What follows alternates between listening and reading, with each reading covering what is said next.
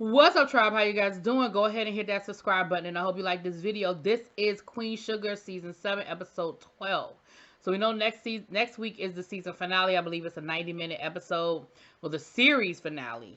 So again, this episode is a lot of closing up loopholes, closing up storylines. We start off, we see Aunt Vi and Hollywood having their inspection, because they applied to be foster parents, and of course they're approved, right? So they're approved to be foster parents. Later on in the episode, we see them fixing up the room. We see Aunt Vi getting nervous, wondering what's taking so long. Why haven't they heard back? Why haven't they gotten a placement? Wondering if she's too old to do this. But ultimately, we see them in a good space as far as that's concerned. We see Ralph Angel coming home, and him and Darla, you could tell things are still a little uneasy with him and Darla, and he is talking about how he still feels the same way he feels about Blue, and he misses Blue and everything. And Darla said, listen, I hear what you're saying, I disagree, and I'm not gonna play fair. And here comes Blue coming out the room, and so we have a great family moment with them, with the four of them together, and it was cute. And he's measuring Blue against the wall, and everything is really cute and cool with that. We see Nova really mourning her aunt. We see her talking to her man, Dominique, about it. And y'all, I just realized that Dominique is the same guy from Reasonable Doubt. That's Lewis. I don't know why I just realized that was the same guy, but it's the same guy anyway. But again, we see, and he's telling her the same thing that Billy told her. Listen, it's not over.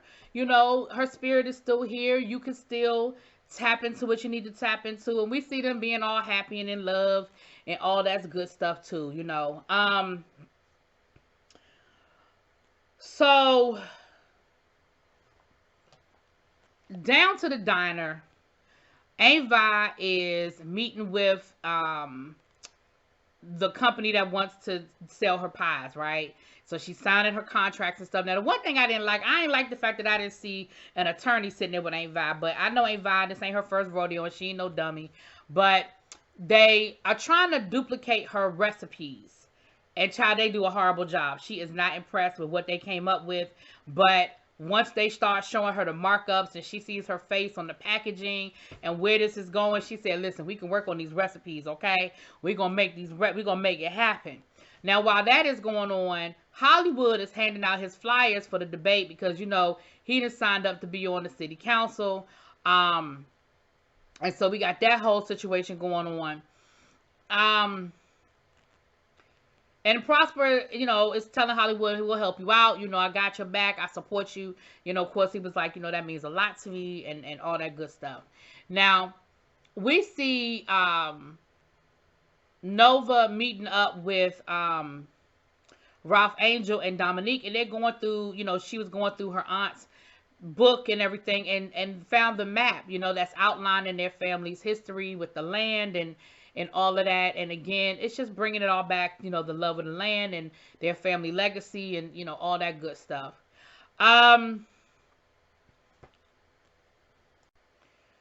So we see Micah and Kiki, they chilling on the couch. They all kind of, again, they're not really giving us a closed loop with this Micah and Kiki thing. I mean, we see that there's definitely still chemistry there. There are definitely still feelings there. But we're not seeing anything overtly. Like, we see a lot of hugging, a lot of kissing on the cheek, a lot of affection. But we're not seeing those straight up definitive, okay, we're going to make this happen. Now, he's telling Micah's telling her all about what happened in New York and how he felt.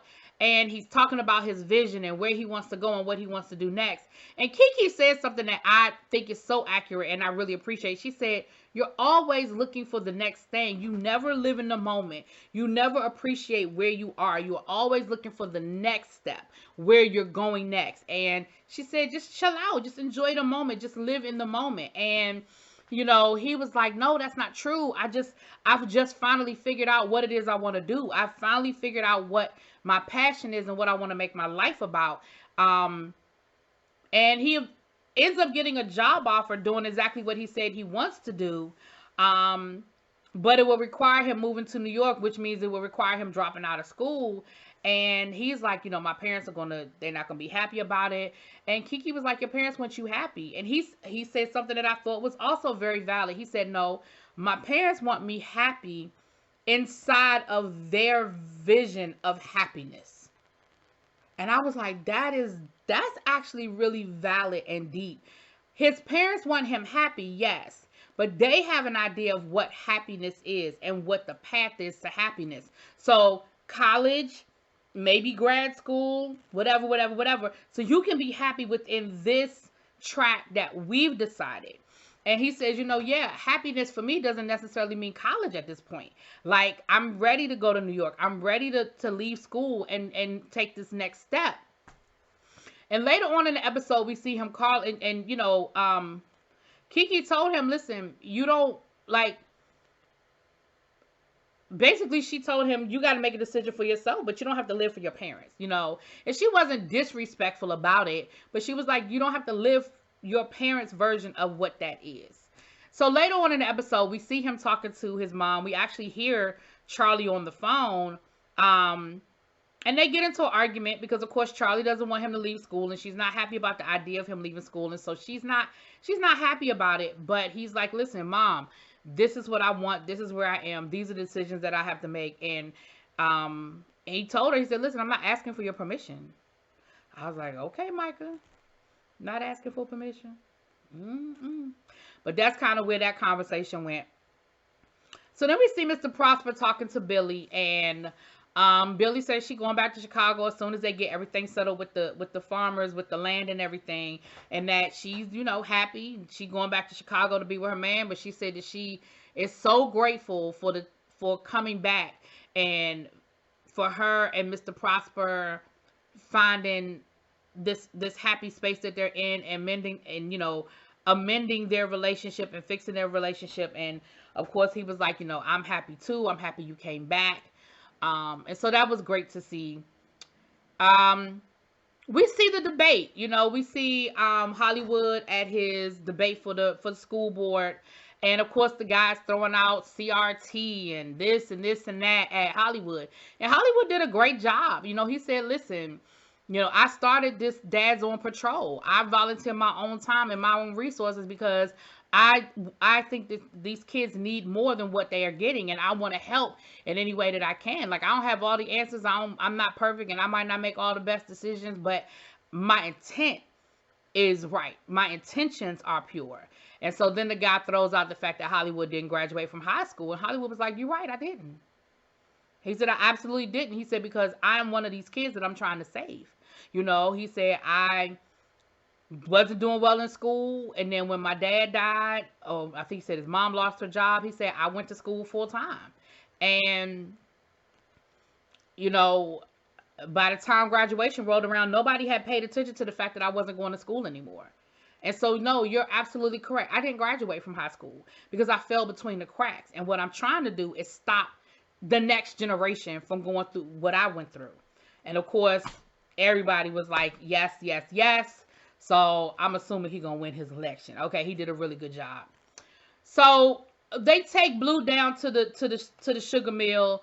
And of course, once again, Blue, he knows how, the process of sugar because he did a project on it at Stillwell Friends. And he said, listen, most of my Lord, most of my classmates don't have a clue. Like, they have no idea about how their food is made and where their food comes from. So again, we're having this conversation about the farm and the land and all that good stuff. We see Nova go down to her aunt's house. She takes Dominique down to her aunt's house. And again, she's having a moment. She's processing, and he's like, this is like a time capsule. Like, everything we're seeing here is like, like a time capsule or what have you. And so again, they get to her mother's room, and her aunt's book says, when you're ready, you can open the door. And she tries to open the door, and she just can't cross that threshold yet. And Dominique is there. Later on, we see Dominique, they're having a reception. Looks like it was at Nova's house. I don't know, for Dominique or what have you. And Dominic ends up getting offered a job where he's can go to Mali and lead a dig in Mali for 16 months. And of course, Nova is like, oh my gosh, like I can't go through that again.